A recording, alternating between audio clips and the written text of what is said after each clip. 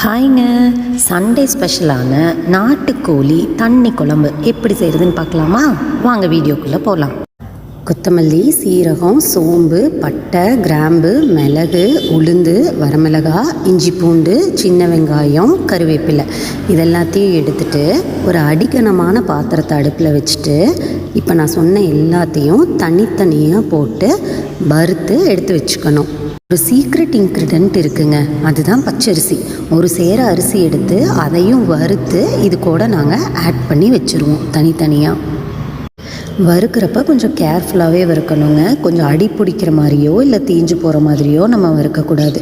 So கொஞ்சம் கேர்ஃபுல்லாக கை வச்சு அதை கிளறிட்டே இருக்கணும், வறுத்துட்டே இருக்கணும். அதை கொஞ்சம் நம்ம ஆக்கட்ட போயிட்டோம் அப்படின்னாலும் தீஞ்சு போயிடும், அந்த கன்சிஸ்டன்சி மாறிக்கும். ஸோ அது மிஸ் ஆகாமல் ஒன்று ஒன்றா போட்டு நல்லா ரோஸ்ட் பண்ணி பக்கத்தில் ஒரு பிளேட் வச்சு கையோட மாற்றி வச்சிடணும். அந்த பாத்திர கலரும் மாறக்கூடாது, நம்ம போடுற இன்க்ரீடியன்ஸும் கலர் சேஞ்ச் ஆகக்கூடாது.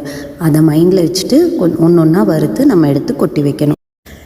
மசாலாஸ் எல்லாம் வறுத்ததுக்கப்புறம் சின்ன வெங்காயத்தை கொஞ்சம் நல்லா எண்ணெய் விட்டு பச்சை வாசனை போகிற அளவுக்கு நல்லா வணக்கி விட்டுருணுங்க. சின்ன வெங்காயம் கொஞ்சம் பச்சை வாசனை அடித்தாலும் குழம்பு நல்லா இருக்காது. ஸோ பக்கத்தில் ஒரு கடாயில் சின்ன வடைச்சட்டி வச்சுக்கிட்டாலும் ஓகே தான்.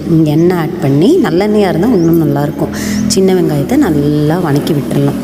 சின்ன வெங்காயம் வணங்குறதுக்குள்ளே அந்த பாத்திரத்தையே வச்சுட்டு அதில் நல்லெண்ணெய் ஊற்றி கடுகு போட்டு இஞ்சி பூண்டு நல்லா இடித்து எடுத்து அதையும் ஆட் பண்ணிவிட்டு இஞ்சி பூண்டு பச்சை வாசனை போகிற வரைக்கும் நல்லா வணக்கி விடணுங்க.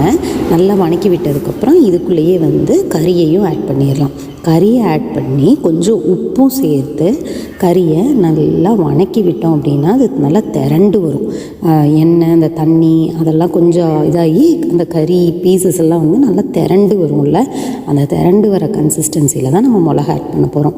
ஸோ அது திரண்டு வர வரைக்கும் நம்ம மூடி போட்டு மூடி வச்சிடலாம். இப்போ சின்ன வெங்காயம் நல்லா வணங்கி இருக்குங்க.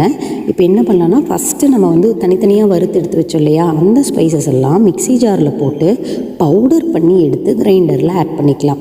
ஆட் பண்ணதுக்கப்புறம் அது நல்லா அரைஞ்சதுக்கப்புறம் நம்ம சின்ன வெங்காயத்தையும் தேங்காயையும் ஆட் பண்ணிக்கலாம். இப்போ மிளகா அரைக்கிறோம் இல்லைங்களா, அந்த மிளகா அரைக்கிறப்ப நல்லா வலுவலுன்னு அரைச்சா தாங்க குழம்பு சூப்பராக இருக்கும். குறைன்னு அரைச்சிட்டிங்கன்னா குழம்பு நல்லா இருக்காது. இப்போ நான் காட்டுறேன் பார்த்தீங்களா, இந்த அளவுக்கு வலுவலுன்னு நல்லா கிரைண்டரில் போட்டு ஆட் பண்ணி வச்சுக்கோங்க. இப்போ அவ்வளோதான். அந்த பக்கம் கறியும் நல்லா திரண்டு வந்திருக்கும். அதுக்குள்ளே நல்லா மிளகா ஆட் பண்ணி விட்டுட்டு சின்ன வெங்காயம் வணங்கும் போதும் உப்பு போட்டிருக்கோம், மிளகுக்குள்ளேயும் உப்பு போட்டிருக்கோம். ஸோ அளவாக போட்டால் போதும் டேஸ்ட்டுக்கு ஏற்ப. இப்போ நல்லா கிளறி விட்டு மூடி வச்சிட்டோம் அப்படின்னா நம்மளோட நாட்டுக்கோழி தண்ணி குழம்பு ரெடி. கண்டிப்பாக ட்ரை பண்ணி பாருங்கள். Thanks for watching. Don't forget to like, share and subscribe.